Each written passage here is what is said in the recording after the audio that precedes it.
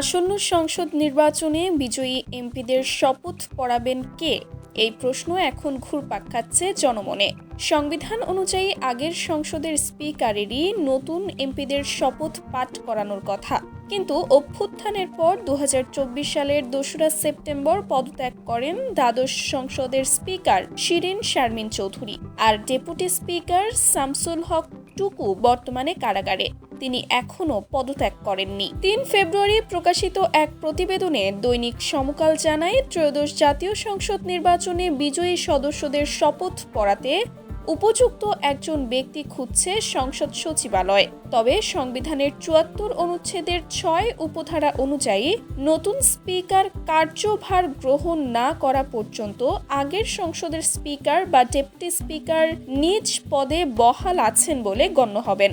এই বাস্তবতায় শপথ পড়ানোর জন্য নতুন ব্যক্তি খোঁজার উদ্যোগ আইনি প্রশ্নের জন্ম দিয়েছে। সংবিধানের ১৪৮ অনুচ্ছেদ অনুযায়ী বিদায়ী স্পিকার নতুন এমপিদের শপথ পাঠ করাবেন।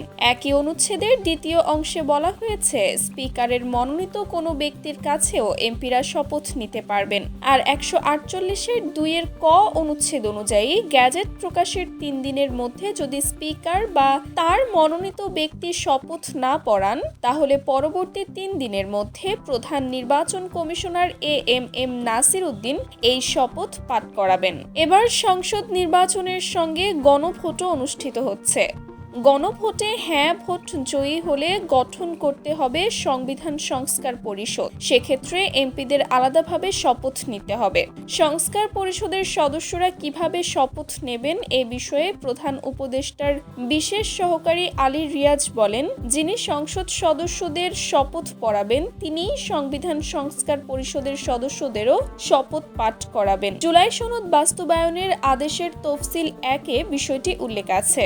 দ্বাদশ সংসদের স্পিকার শিরিন শারমিন চৌধুরীর পদত্যাগের পর জাতীয় সংসদ সচিবালয়ের কার্যক্রম পরিচালনার জন্য অন্তর্বর্তীকালীন সরকার ২০২৪ সালের ১৮ নভেম্বর একটি অধ্যাদেশ জারি করে। ওই অধ্যাদেশের ৪ ধারায় বলা হয়েছে, সংবিধানের ৭৪ অনুচ্ছেদ অনুযায়ী সংসদ কার্য সংক্রান্ত দায়িত্ব ছাড়া স্পিকারের প্রশাসনিক, আর্থিক ও অন্যান্য ক্ষমতা সংসদ বিষয়ক উপদেষ্টা পালন ও প্রয়োগ করতে পারবেন। উপদেষ্টা পরিষদের একটি সূত্র জানায়, সংসদ সচিবালয়ের উত্থাপিত নথির ভিত্তিতেই সরকার এখন এমপিদের শপথ পড়ানোর জন্য উপযুক্ত ব্যক্তি চূড়ান্ত করবে। এক্ষেত্রে সংসদ বিষয়ক উপদেষ্টা হিসেবে আসিফ নজরুলের নামও আলোচনায় এসেছে।